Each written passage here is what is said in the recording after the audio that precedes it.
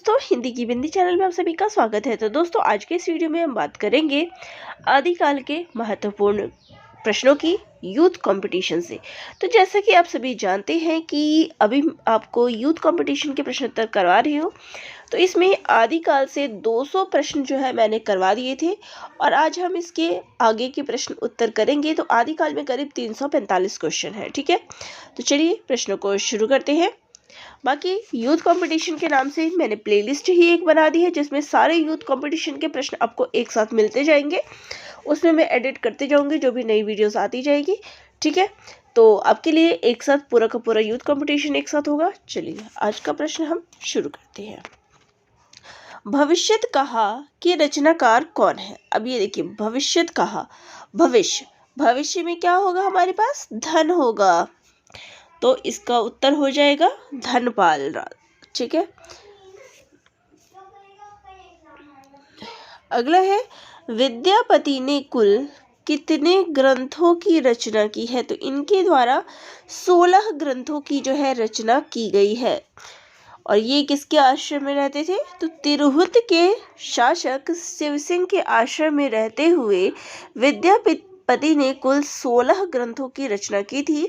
इन्हें मैथिल कोकिल भी कहा जाता है। इसके अलावा इनकी रचनाओं की बात करें तो कीर्तिलता, कीर्तिपताका और पदावली जो है इनकी प्रमुख रचनाएं हैं। ठीक है, श्रृंगार काव्य है, तो यहाँ जो रचनाएं दी गई है उसमें श्रृंगार काव्य कौन सा है? तो वो है बीसल देव रासो। ठीक है,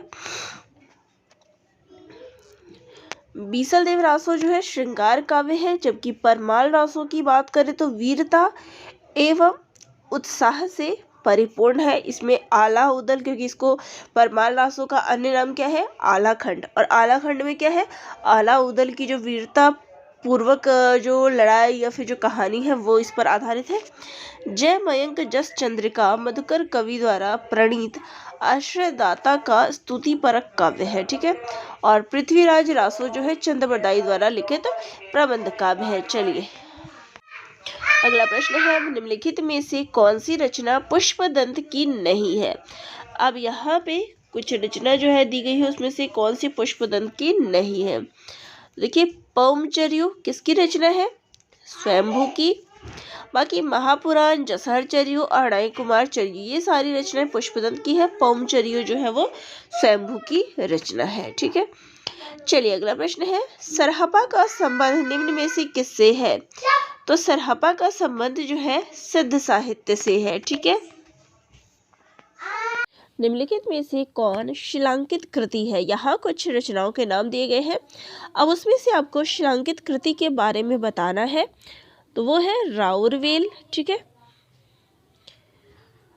और राउर किसका नाम है?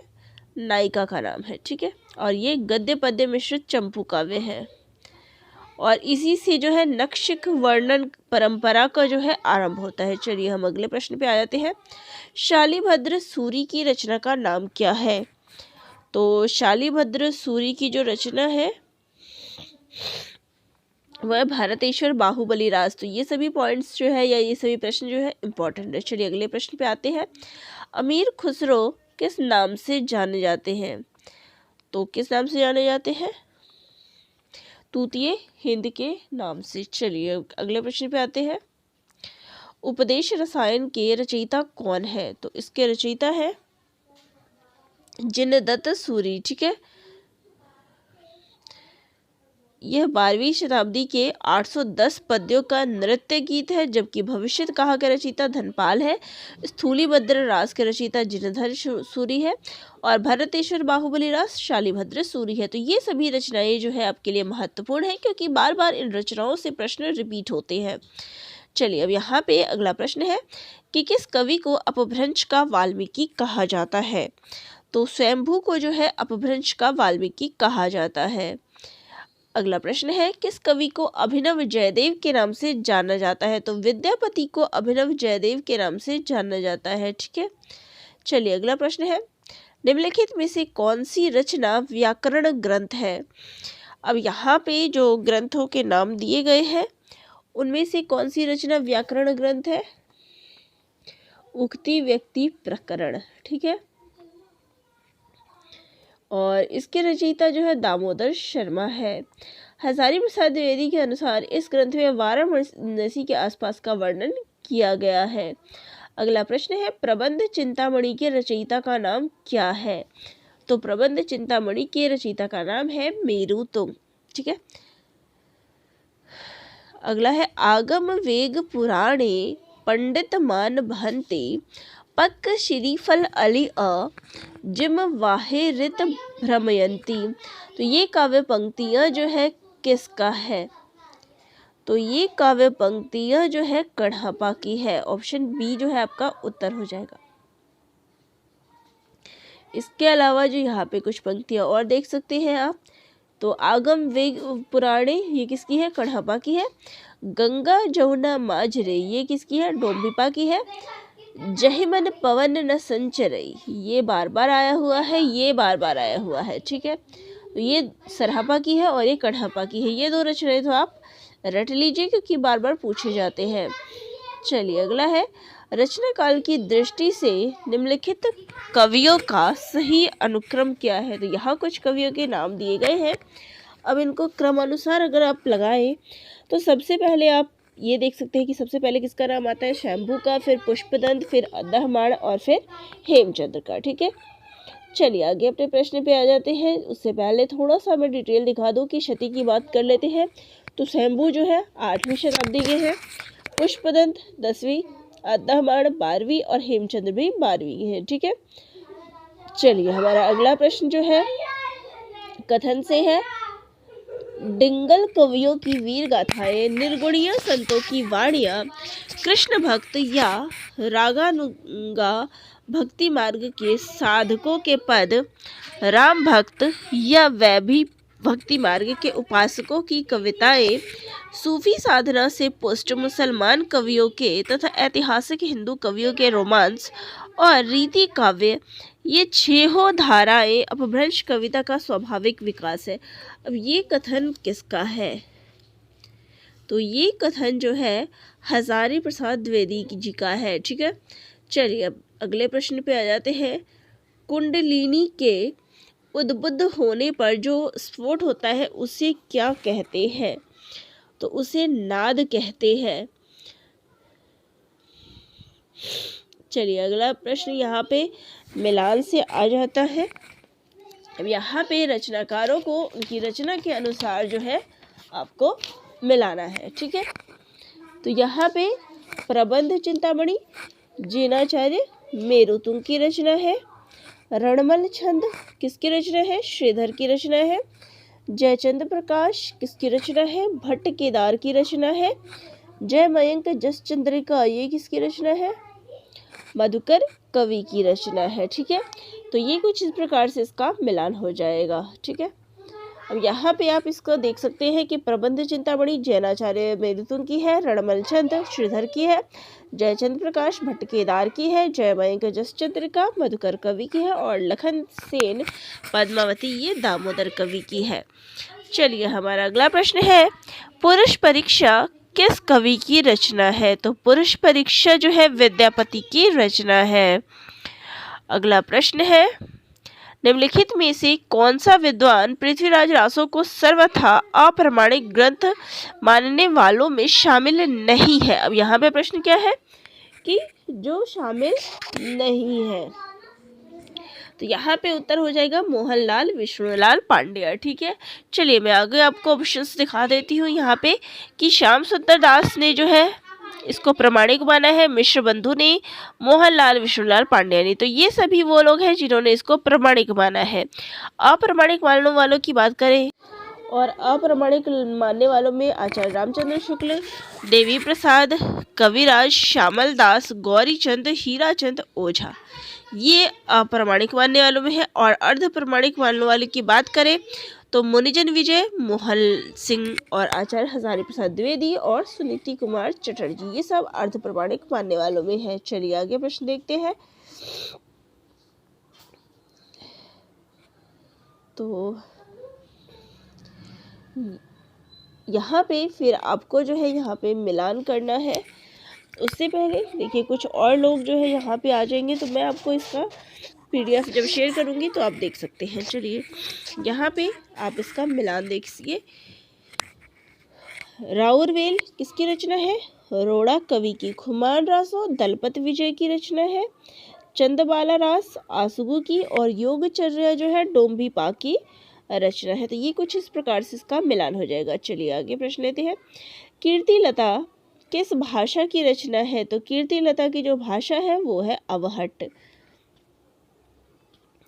चलिए हमारा अगला प्रश्न है, आदिकाल के किस कवि ने अवहट भाषा में रचना नहीं की? तो अमीर अब्दुल रहमान ने जो है अवहट भाषा में रचना की है। यहाँ पे रचना की है उसका नाम था, तो वो है अब्दुल रहमान, जो अवहट भाषा में लिखा गया। ठीक है। आदिकाल को किस अन्य नाम से जाना जाता है? तो इसको किस नाम से जाना जाता है? तो वो है वीरगाथा काल। ठीक है। और ये नाम देने वाले हैं आचार्य शुक्ल जी। यहाँ पे देख सकते हैं किसने क्या नाम दिया है। चारण काल डॉक्टर गिरिसन ने, आदिकाल हजारी प्रसाद द्विवेदी ने, वीरगाथा काल रामचंद्र शुक्ल ने, आरंभिक काल मिश्र बंधु ने, सिद्ध सामंत काल राहुल सांकृत्याय ने, बीज वपन काल महावीर प्रसाद द्विवेदी ने, संधि एवं चारण काल डॉक्टर रामकुमार वर्मा ने। चलिए ठीक है। अब यहाँ पे इनको क्रमानुसार जो है लगाना है। तो सबसे पहले यहाँ पे सिद्ध साहित्य की बात करें तो सरहपा का सबसे पहले आएगा, फिर गोरखनाथ, फिर हेमचंद्र, फिर सोमप्रभ सूरी। तो यहाँ आप देख सकते हैं कि जो सरहपा का समय है वो है 769 ईस्वी राहुल सांकृत्यायन के अनुसार, गोरखनाथ 845 ईस्वी ये भी राहुल सांकृत्यायन के अनुसार, सोमप्रभ सूरी 11वीं शती और हेमचंद्र 11वीं शती और सोमप्रभ सूरी 12वीं शती के। ठीक है।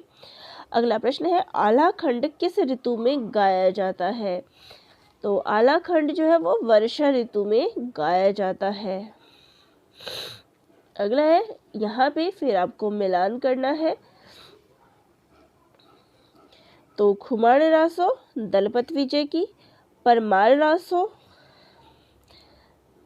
रासो जो है जगनिक की रचना है, बीसल देव रासो नरपति नाल की रचना है, पृथ्वीराज रासो चंद्रबरदाई की रचना है, और अब्दुल रहमान का तो संदेश रासक है। ठीक है। ये हो गया इसका मिलान। आगे हमारा अगला प्रश्न है, किन रचनाकारों की भाषा को संधा भाषा कहा गया है? तो यहाँ पे बात हो रही है कि संधा भाषा किन रचनाकारों की भाषा को कहा गया है? तो इसका सही उत्तर है ए ऑप्शन, बौद्ध सिद्धों की जो भाषा थी उनको संधा भाषा कहा गया है। ठीक है। चलिए यहाँ पे फिर आपको सुमिलित करना है, मिलान करना है। तो विजयपाल रासो किसकी रचना है? तो ये नल सिंह की रचना है। और इसकी भाषा की बात करनी, चलिए मैं आपको आंसर पे ही ले जाती हूँ। देखिए, विजयपाल रासो की जो रचनाकार है वो है नल सिंह और इसकी भाषा है अपभ्रंश। चर्या गीत सरहपा की रचना है और इनकी भाषा है संधा भाषा। वहीं पे कीर्तिलता विद्यापति की भाषा है और इसकी भाषा है अवहट। खुसरो की पहेलियाँ अमीर खुसरो की रचना है और उनकी भाषा है हिंदवी। पदावली विद्यापति की है मैथिली में। तो ये अलग अलग भाषाएं जो है वो अलग अलग रचनाकारों के द्वारा जो है उनके पंक्तियों की लिखी गई है। ठीक है। चलिए अगला प्रश्न है, 12 बरस लो कूकर जीवे अरु 13 लो जिए सियार, बरस 18 क्षत्रिय जीवे आगे जीवन को धिक्कार। तो ये पंक्तियाँ किस रासो काव्य की है?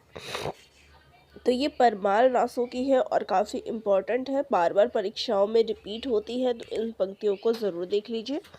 ठीक है। चलिए आगे प्रश्न देखते हैं। तो देखिए, आपके प्रश्न आ रहे थे कि मैं वीडियो क्यों नहीं ला रही हूँ, ये हमारा बंद क्यों हो गया यूथ कंपटीशन का।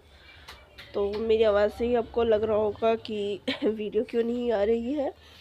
काफ़ी ज़्यादा कोल्ड हो गया जिसके कारण मैं वीडियो प्रॉपर से नहीं बना पा रही हूँ। तो जो हमारा टॉपिक था वो करीब करीब रुक सा गया है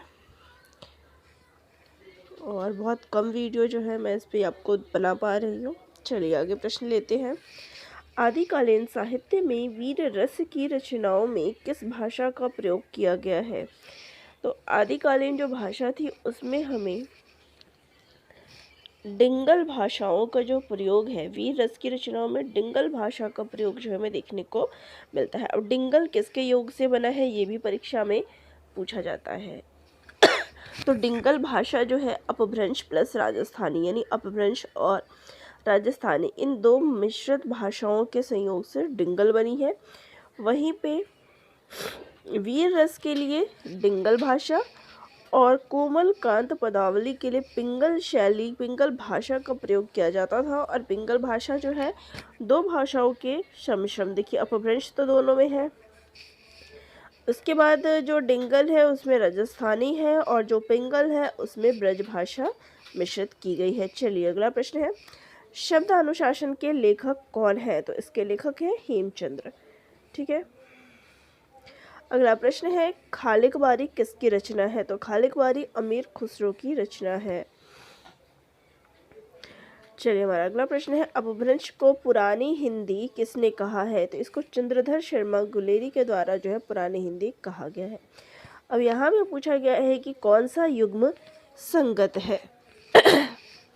तो यहाँ पर जितने भी युग्म दिए गए उसमें देखिए बीसल देव नरपति नाल की रचना है, ये युग्म संगत है। बाकी खुमान रासो जगनिक की नहीं बल्कि दलपति विजय की रचना है।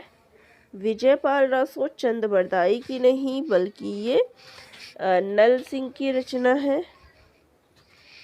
और वहीं पे परमाल रासो जगनिक की रचना है। ठीक है, चलिए आगे देखते हैं।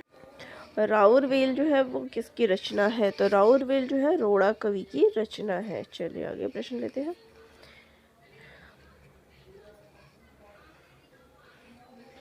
तो यहाँ बाकी ऑप्शन देख सकते हैं, राउरवेल रोड़ा कवि की है, पृथ्वीराज रासो चंद बरदाई की है, उक्ति व्यक्ति प्रकरण जो है दामोदर शर्मा की है, पमचर्यु शंभू की रचनाएं हैं। ठीक है। अगला है, रासो शब्द की उत्पत्ति रसायन से किसने मानी है? तो इसको रसायन से मानने वाले हैं आचार्य रामचंद्र शुक्ल जी। ये भी प्रश्न इंपॉर्टेंट है क्योंकि बार बार जो है रासो शब्द की व्युत्पत्ति किससे हुई है ये प्रश्न पूछा जाता है। यहाँ पे अलग अलग क्या क्या चीज़ें मानी गई है, यहाँ पे आप ऑप्शन में देख सकते हैं। रसायन कहने वाले हैं आचार्य रामचंद्र शुक्ल, राजसी कहने वाले हैं गारसदा तासी, राजयश कहने वाले हैं हरप्रसाद शास्त्री, रासक कहने वाले हैं नरोत्तम स्वामी और रास कहने वाले हैं नंद दुलारे वाजपेयी। तो ये अलग अलग विद्वानों द्वारा क्या क्या चीज़ें कही गई है। चलिए यहाँ पे रचनाकारों को क्रमानुसार जो है लगाना है। तो यहाँ पे क्या है, तो देखिए सबसे पहली रचना जो है इसमें बात की जाए ये जैन साहित्य की रचनाएं आ जाती है। तो इसमें सबसे पहला जो आएगा वो है स्थूलीभद्र रास, फिर है नेमिनाथ रास। यहाँ पे स्थूलीभद्र नहीं आएगा। सबसे पहली रचना जो है हमारी भरतेश्वर बाहुबली रास है, फिर स्थूलीभद्र है, फिर नेमिनाथ, फिर संगीत।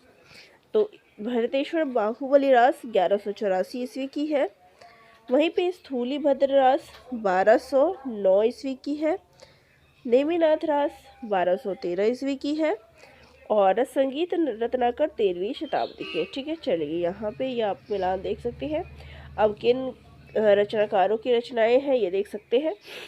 तो भरतेश्वर बाहुबली रास शालीभद्र सूरी की है, स्थूलीभद्र रास जितधर सूरी की है, नेमिनाथ रास जो है सुमति गण की है और संगीत रत्नाकर जो है शारंग देव की है। चलिए पौमचर्य किसकी रचना है? तो पौमचर्य जो है वो स्वयंभू की रचना है। आगे प्रश्न लेते हैं। यहाँ पे फिर आपका मिलान आ जाता है। ज्योतिरीश्वर ठाकुर की रचना कौन सी है? तो वो है वर्ण रत्नाकर। दामोदर भट्ट की रचना की बात करें तो वो है उक्ति व्यक्ति प्रकरण। तो ये सब जो है इम्पोर्टेंट है। नरपति नाल इनकी रचना है बीसल देव रासो, रोड़ा कवि राउरवेल। तो इस प्रकार से जो है ये इसका मिलान हो जाएगा। और वहीं पे खुमान रासों की बात करें तो ये दलपति विजय की रचना है। इनको तो आप रट लीजिए क्योंकि बार बार देख रहे होंगे कि ये चीज़ें रिपीट हो रही है, ठीक है। और कुछ न कुछ प्रश्न इसमें से ज़रूर रिपीट होने वाला है। चलिए अगला है, पुष्पदंत किस शताब्दी के कवि थे? तो पुष्पदंत जो है 10वीं शताब्दी के कवि थे। चलिए अगला है, दोहा कोश किसकी रचना है? तो दोहा कोश जो है सरहपा की रचना है। तो आप सरहपा की रचना तो जरूर याद रख लें क्योंकि सरहपा की रचनाएं बार बार पूछी जा रही है। चलिए आगे प्रश्न लेते हैं। अब यहाँ जो कृतियाँ दी गई है उनको क्रमानुसार जो है लगाना है, ठीक है। तो सबसे पहले क्या आएगा? कुवलय माल कथा, फिर राउरवेल, फिर उक्ति व्यक्ति प्रकरण का समय है, फिर है वर्ण रत्नाकर। अब कुवलय माल कथा की बात करें तो ये 718 ईस्वी है, 778 ईस्वी है। फिर ये राउरवेल 10वीं शताब्दी की रचना है, उक्ति व्यक्ति प्रकरण 12वीं की, और वर्ण रत्नाकर जो है वो 14वीं शताब्दी की रचना है, ठीक है। यहाँ से आप देख सकते हैं, और ये किन रचनाकारों की रचना है ये भी देख सकते हैं। तो कुवलय माल कथा 778 ईस्वी उद्यतन सूर्य की रचना है। राउरवेल 10वीं शताब्दी रोड़ा कवि की रचना है। उक्ति व्यक्ति प्रकरण 12वीं शताब्दी की दामोदर शर्मा की रचना है। वर्ण रत्नाकर 14वीं शताब्दी की ज्योतिरीश्वर ठाकुर की रचना है। चलिए फिर यहाँ पे फिर से एक मिलान है क्योंकि हम आदिकाल के अंतिम पड़ाव पे हैं, तो यहाँ पे मिलान वाले प्रश्न इसलिए ज़्यादा पूछे जा रहे हैं। तो स्वयंभू की रचना कौन सी है? तो वो है पौमचर्यो। पुष्पदंत की रचना कौन सी है? तो वो है महापुराण। अब्दुल रहमान संदेश रासक। शबरपा की रचना कौन सी है? तो वो है चर्यापद, ठीक है। तो ये कुछ इस प्रकार से इसका मिलान हो जाएगा, यहाँ पे भी देख सकते हैं। अब हमारा रह गया था राउरवेल जो कि रोड़ा कवि की रचना है। अगला प्रश्न है, सरहपा का संबंध इनमें से किससे है? तो इनका संबंध सिद्ध साहित्य से है। अपभ्रंश का मुख्य छंद क्या है? तो अपभ्रंश के छंद की बात हो रही है तो वो है दोहा। तो दोहा जो है अपभ्रंश का मुख्य छंद है। और क्योंकि अब आपको पता है कि दोहा या दूहा जो है इसको कहा जाता था, ठीक है। परमात्मा प्रकाश के रचनाकार कौन है? तो इसके रचनाकार है योगिंदर या फिर जोइंदू, ठीक है।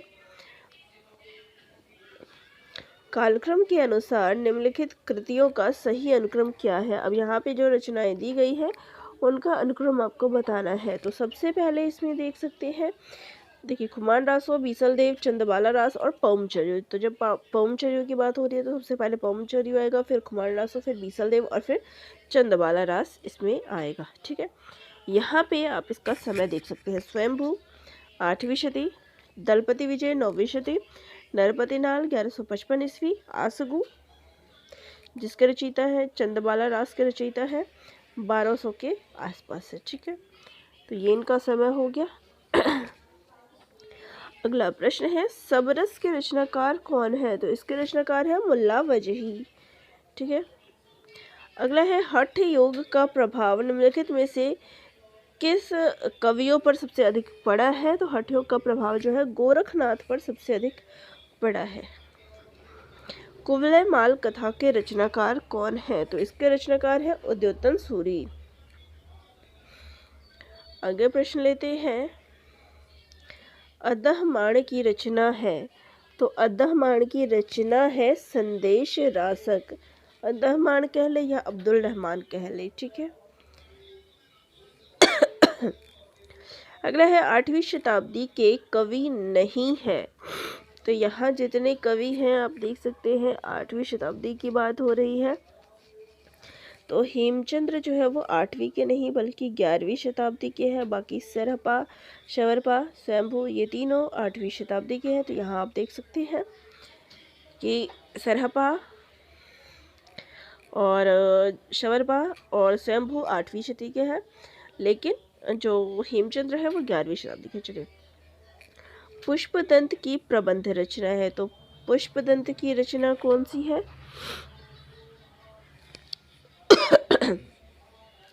तो वो है णय कुमार चरयु। बाकी बात करें तो रिठ्ठमणि चरयु और पौमचरयु, ये दोनों रचना जो है स्वयंभू की है। भविष्य कहा धनपाल की है। तो हमारा उत्तर है णय कुमार चरयु। मैथिली हिंदी में रचित गद्य की पहली पुस्तक कौन सी है? तो वो है वर्ण रत्नाकर। रचना काल की दृष्टि से निम्नलिखित कृतियों का सही अनुक्रम क्या है? अब सबसे पहले इसमें बात करें तो दोहा कोश। अब दोहा कोश तो आपका 2 में आ जाता है, ठीक है। चलिए अगली रचना है संदेश राशक या श्रावकाचार। तो संदेश राशक जो है वो बाद में लिखा गया था। तो हमारा ऑप्शन ये हो जाएगा दोहा कोश, फिर श्रावकाचार, फिर संदेश राशक और फिर कीर्तिलता। यहाँ पे आप देख सकते हैं कि जो दोहा कोश है उसका समय 8वीं शताब्दी है, श्रावकाचार 933 है, संदेश राशक 1213वीं है, कीर्तिलता 1323 ईस्वी है। ये भी पूछा जाता है कि दोहा कोश का संपादन किसने किया है? तो प्रबोध चंद्र बागची ने इसका संपादन किया है। चलिए यहाँ पे फिर इसका मिलाना जाता है। तो कुमारपाल प्रतिबोध, ये किसकी रचना है? तो ये सोमप्रभ सूरि की रचना है। प्रबंध चिंतामणि मेरुतुंग की रचना है। कुमारपाल चरित ये शाकधर की रचना है। कुमारपाल चरित जो है हेमचंद्र की रचना है और हमीर रासो जो है शाकधर की रचना है। तो ये हमारा सही मिलान हो जाएगा। अब हमारा यहाँ पे जो बच जाता है वो बच जाता है जगनिक। जगनिक से नहीं है मिला हुआ कोई भी, ये ध्यान में रखिएगा। ये सोमप्रभ सूरि से है कुमारपाल प्रतिबोध, और क्योंकि जगनिक की जो रचना है वो परमाल रासो है, यहाँ आप देख सकते हैं, ठीक है। यहाँ एक नज़र देख सकते हैं कि किसका क्या मिलान है।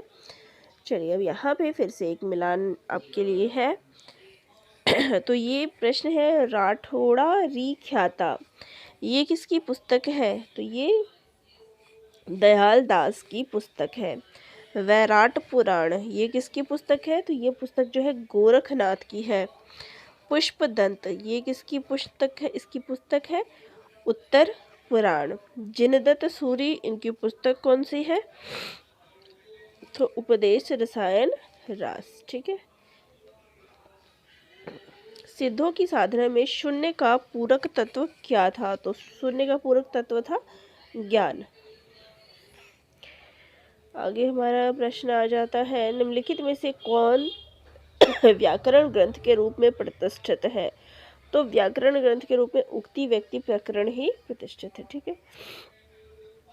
अब यहाँ पे एक प्रश्न है कि कालक्रम की दृष्टि से इनमें सबसे पुराने कवि कौन है? तो अब इसमें देखिए सबसे पुराने कवि की बात करें तो विद्यापति, क्योंकि ये आदिकाल के हैं, बाकी ये दोनों भक्तिकाल और ये रीतिकाल के कवि हैं।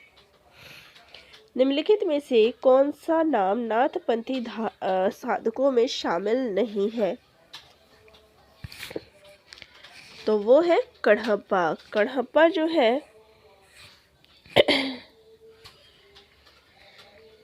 क्योंकि यहाँ बात हो रही है नाथपंथी की, तो नाथपंथी की बात करें तो इनमें देख सकते हैं गोरखनाथ, मछिंद्रनाथ, जलंधरनाथ, चौरंगीनाथ, गोपीचंद्रनाथ, भर्तरी, चूड़ंकरनाथ, जलपंद्रीनाथ, जलंधरी पाव, ये सभी जो है नौनाथ थे। और जो कण्हप्पा है वो आदिकालीन सिद्ध कवि थे। गोरखवाणी नामक पुस्तक के संपादक है, तो इसके संपादक है डॉक्टर पीताम्बर दत्त बड़थवाल।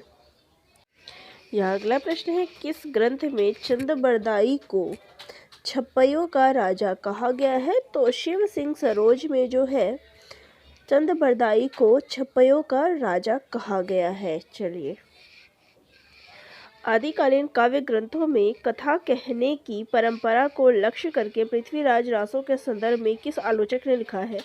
कथा की परीक्षा इतिहास की दृष्टि से नहीं, काव्य की दृष्टि से होनी चाहिए। पुरानी कथाएं काव्य की ही अधिक है, इतिहास में वे एकदम नहीं है। तो ये कहने वाले हैं हजारी प्रसाद द्विवेदी जी। सिद्ध साहित्य के विषय में कौन सा कथन सही नहीं है? नहीं है हमें चुनना है। सिद्ध साहित्य का झुकाव सहज साधना की ओर था, सही है। सिद्ध साहित्य के प्रथम कवि सरहपा है, सही है। सिद्ध साहित्य की रचना चर्यापद तथा दोह में हुई है, सही है। सिद्ध साहित्य में प्रणयन पिंगल भाषा में हुआ है।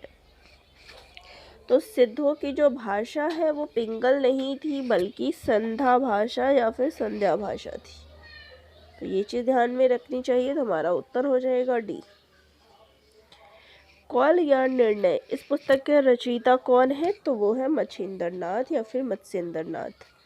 निम्नलिखित में से अपभ्रंश प्रभावित हिंदी रचना कौन सी है? तो वो है भरतेश्वर बाहुबली रास। ठीक है, आगे प्रश्न ले लेते हैं। चारण साहित्य किस साहित्य का दूसरा नाम है? तो रासो साहित्य का ही दूसरा नाम जो है हमें चारण साहित्य देखने को मिलता है। आदिकाल को सिद्ध सामंत युग किसने कहा है?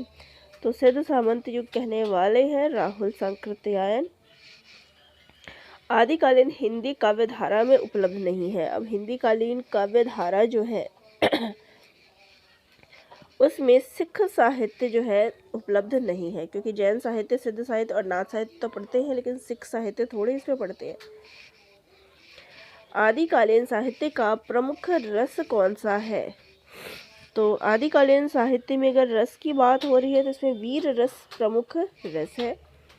अपभ्रंश का वाल्मीकि किसे कहा जाता है? तो वो कहा जाता है स्वयंभू को। चलिए आगे प्रश्न लेते हैं। किस विद्वान ने हिंदी साहित्य को प्रारंभिक काल को वीर गाथा काल नाम दिया है? तो वो है आचार्य रामचंद्र शुक्ल। चलिए आज के वीडियो में इतने ही प्रश्न लेते हैं, बाकी के जो प्रश्न होंगे मैं आपको नेक्स्ट वीडियो में ले लूँगी। तो इस प्रकार से हमारा टॉपिक जो है कंप्लीट हो जाएगा। करीब 145 क्वेश्चन है, इसमें रह गए 345 है। तो अभी हमारा 275 जो है आज ख़त्म हुआ है। बाकी के प्रश्न मैं अगले वीडियो में ले लूँगी। तो आप सभी को ये वीडियो कैसे लग रहे हैं कमेंट करके ज़रूर बताइएगा। धन्यवाद।